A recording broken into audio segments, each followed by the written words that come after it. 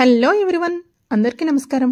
శివరాత్రి సందర్భంగా శివునికి సమర్పించే ప్రత్యేక నైవేద్యాల్లో ఒకటి అయిన తంబిట్టు రెసిపీ ఈరోజు వీడియోలో చూద్దామండి. ఎటువంటి రైస్ వాడకుండా చేసే ఈ రెసిపీ ఉపవాసాల వేళలో తీసుకోవటానికి వీలుగా ఎంతో బాగుంటుంది. ఎన్నో పోషక విలువలు కలిగిన ఈ రెసిపీ ఎలా చేయాలో ఇప్పుడు చూద్దాం. దీనికోసం ముందుగా స్టవ్ ఆన్ చేసుకొని ఒక ప్యాన్లో అరకప్పు పల్లీలు తీసుకొని మంటని సిమ్లో ఉంచుకొని నిదానంగా కలుపుతూ పల్లీలు లోపల వరకు వేగేలాగా వేయించుకోవాలి.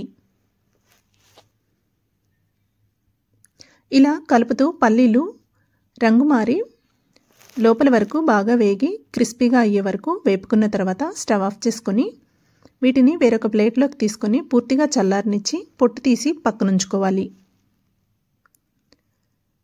ఇప్పుడు అదే ప్యాన్లో 1 టేబుల్ స్పూన్ నువ్వులు తీసుకొని మంటని లో ఫ్లేమ్లోనే ఉంచుకొని నిదానంగా కలుపుతూ నువ్వులు పేలే వరకు వేపుకోవాలి.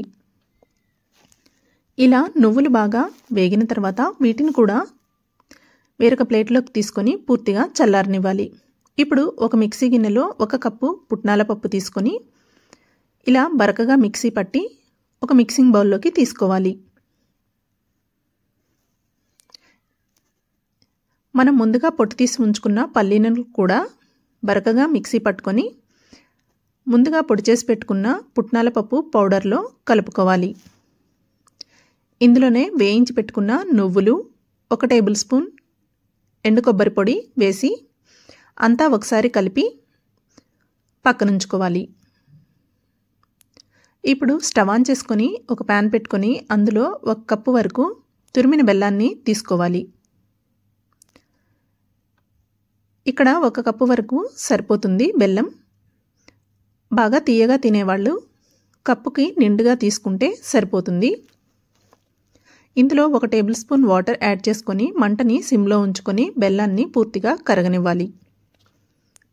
బెల్లం పూర్తిగా కరిగిన తర్వాత ఇందులో ఏవైనా నలకలు ఉంటాయి అనుకుంటే ఒకసారి వడకట్టుకొని పాకాన్ని కొంచెం తీసి కొంచెం వాటర్లో వేసి చూసుకుంటే పాకం అనేది ఒక సాఫ్ట్ బాల్ లాగా వచ్చే వరకు ఉడికించుకోవాలి.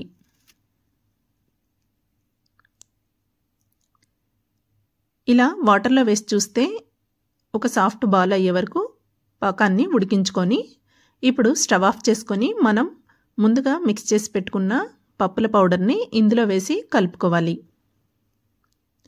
ఇందులోనే 1 పావు స్పూన్ వరకు ఇలాచీ పౌడర్ కూడా వేసుకొని అంతా బాగా కలిసే వరకు బాగా మిక్స్ చేసుకోవాలి. మిక్స్ చేసుకుని ఈ మిశ్రమాన్ని వేరొక ప్లేట్లోకి తీసుకొని గోరువెచ్చగా ఉండే వరకు చల్లారనివ్వాలి. ఒకవేళ పాకం ఏమైనా కొంచెం ఎక్కువగా ఉడికినట్లయితే లడ్డూలు అనేవి గట్టిగా అవుతాయండి. అలా అనిపించినట్లయితే కొంచెం వాటర్ వేసుకొని 1 నిమిషం పాటు స్టవ్ పై ఉంచుకుంటే మిశ్రమం అనేది కొంచెం సాఫ్ట్గా అవుతుంది. అప్పుడు లడ్డూలు చుట్టుకోవచ్చు. కొంచెం అంటే 1 టేబుల్ స్పూన్ వాటర్. ఇలా మిశ్రమం వేరొక ప్లేట్లోకి వేసుకొని గోరువెచ్చగా అయిన తర్వాత చేతులకి నెయ్యి రాసుకొని లడ్డూలుగా చుట్టుకుంటే మన శివరాత్రి ప్రసాదం తంబిట్టు రెడీ అవుతుంది. వీటిని పూర్తిగా చల్లారనిచ్చిన తర్వాత ఏదైనా డబ్బాలో స్టోర్ చేసుకున్నట్లయితే వారం రోజుల పాటు నిల్వ కూడా ఉంటాయండి. ఈ శివరాత్రికి ఈ ప్రసాదాన్ని మీరు ట్రై చేసి ఎలా వచ్చిందో కామెంట్ చేయండి. రెసిపీ నచ్చినట్లయితే లైక్ చేయండి, షేర్ చేయండి మరియు ఛానల్ని సబ్స్క్రైబ్ చేసుకోవడం అస్సలు మర్చిపోకండి. Thank you for watching. Please subscribe.